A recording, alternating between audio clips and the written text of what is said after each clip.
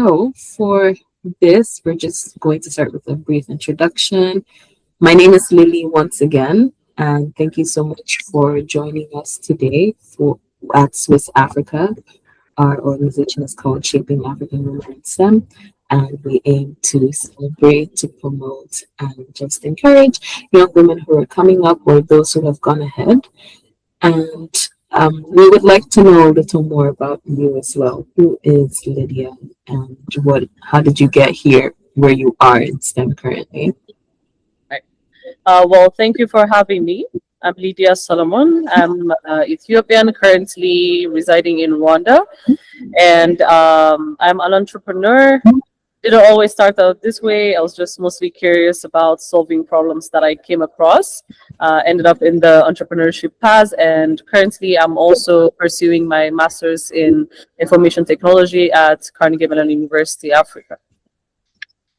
Okay, wonderful. Thank you. And you said that you're currently pursuing your master's My master's. in information technology, right? Yes. Okay, great. So, what would you say inspired you about information technology? What would you say inspired you to pursue information technology? So I wasn't really aware of the specific term when I first had the curiosity about it. According to my parents, I don't think I remember that much to, deny or confirm. But when I was a kid, I used to kind of take things apart and then try to bring them back together. A lot of IT devices and all. I didn't manage to bring them back together after I took them apart, but the spirit was there. So I think that kind of inspired my curiosity when it comes to technical devices, and then shifted to the technical concepts. I was more exposed to different topics and opportunities in high school, and then I ended up doing my bachelor's in computer science afterwards, and master's now as well. Okay, all right, that's wonderful. And what would you say are some challenges that you encountered when you were starting your career in STEM, and how did you overcome them to remain successful in the field of IT? Challenge. Okay. I would say I think something that I'm lucky about is my family in particular. They're very supportive of my journey. So I didn't have to experience firsthand, having a family where these kinds of initiatives won't be supported. So that's something I was very lucky to have. In terms of community around me, though, of course, you would come across different situations where, like, okay, I see, I would need to fight a bit harder to achieve the things I'm trying to achieve. So I would say some of the key challenges was usually in the different tech spaces that I was stepping into. I was either the first or one of the few young ladies to have this opportunity.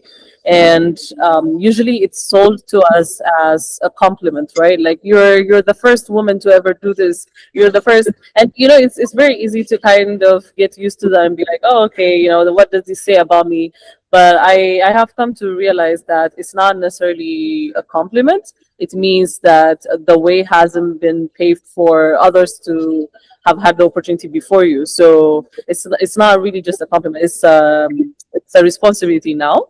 So I would feel more happier to see more women in tech, more people in the same spaces, and we're all having the opportunity. So I think that would be one of the things. And usually when it comes to working with other teammates, I think the expectation is like when we say we're facing challenges in the, let's say, like male-dominated fields, people usually expect it to be very like outspoken. In my experience, it wasn't always outspoken. It was like, the small cues, how certain people get along better than other people, and then you're in the space, you have the technical skills, but you still kind of feel left out. And that kind of opens the door for the imposter syndrome to kick in, and then it just kind of tries to go downhill from there. So yeah, that was mostly it. Okay, all right, wonderful. Thank you so much for sharing. And can you describe a mentor or a role model who has played a significant role in shaping your STEM career, and how did they inspire you? I think it will be it won't serve them justly to name one specific person. I would like to say that I have had a couple of mentors over the years. Some of them that I knew personally, some of them whose work that I have seen. It was really inspiring to see different women in tech, different leaders in tech who are either accomplishing things that they're very passionate about or fighting against a specific stigma, and then they have managed to break through. And like I'm hearing those stories, and I'm like, okay, this could be me next. This could be me tomorrow, and I have that opportunity. So I would like to say, like locally and internationally, I've had come across with a couple of people where I felt inspired. Yeah. Okay, all right, that's wonderful. Thank you so much for sharing. And in your journey, can you share an experience where your skills in maybe IT or computer science or just STEM in general were instrumental in making a difference and also solving a significant problem? Right. So this would take me back to my first startup. So in high school, I had a bit of a difficult time. There was a lot of bullying going around in my school and a lot of different challenges. And I really wanted to do something about it. I'm like, I could be just one of the people who are affected by it, or I could try to solve this problem for myself and the rest of us. So that's when I first got introduced to the concept of coding. There was a session we did, like it was really just one session, and then I was very inspired to be a developer the next day. And that kind of got me thinking on how I can contribute to the problem I was trying to solve. And that's how I ended up starting LSSYA, which is the pioneer online psychotherapy platform in Ethiopia. And that went on for 6 years. So I managed to use technology to bring therapists closer to people who would be in need of their services. So it was inspired by that first coding lesson that I had. So I would attribute it to that. Yeah. Oh, wow, that's wonderful. And you had mentioned that you were an entrepreneur and having your first startup, and it sounds like you've had a couple more. What have you had? What entrepreneurial experience have you had that relates to your field? Right.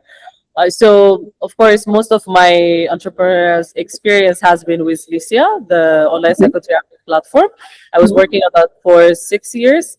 And I have also had opportunities where I was part of hackathons or different, boot camps, accelerators, which gave us the opportunity to come up with different problems, different solutions to problems that were being provided, and then use technical means to try and solve them.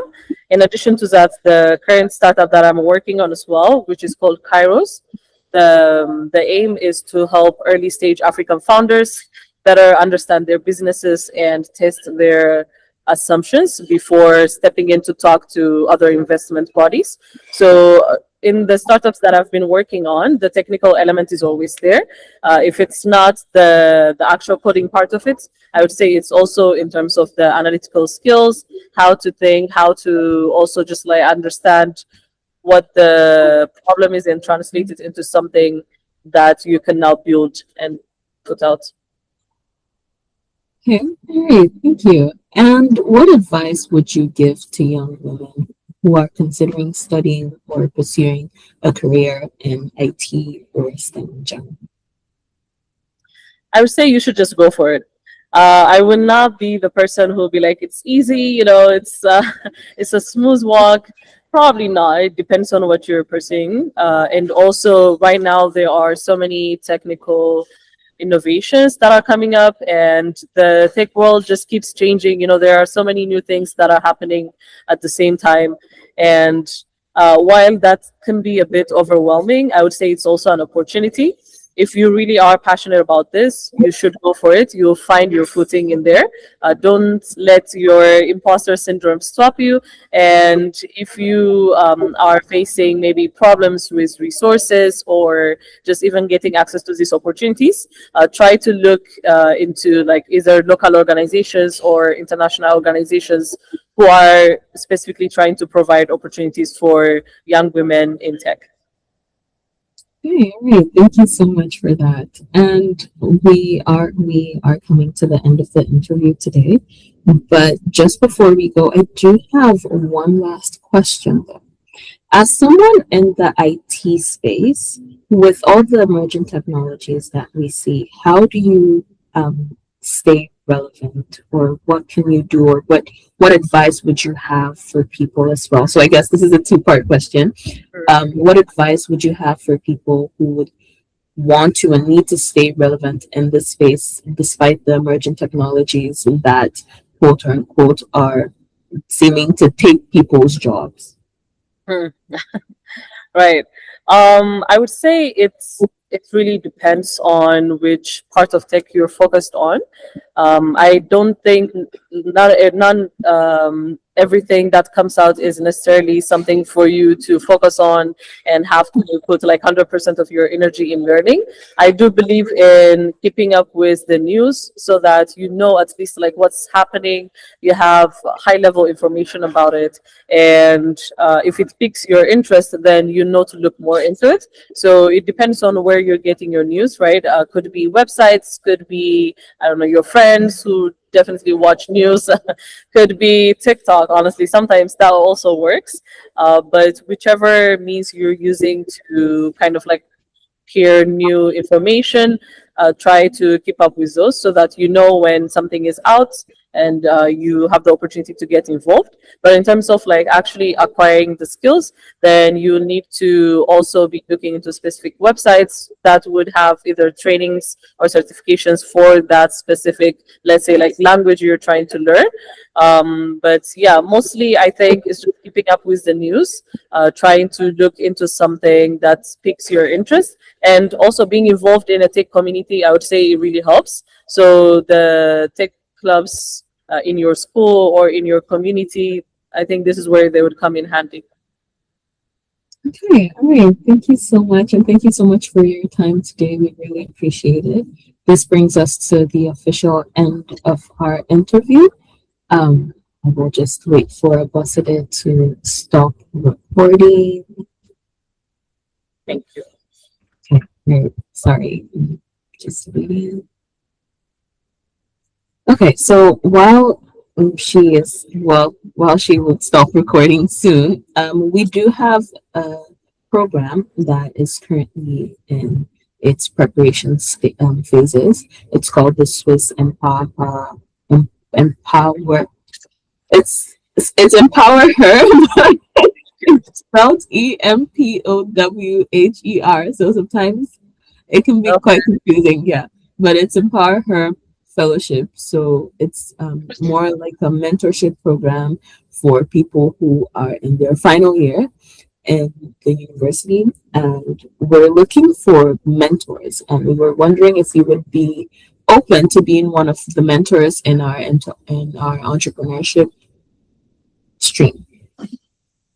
Yeah, I would love to. I mean, I would love to know more about it as well, but yes. Yeah, for sure.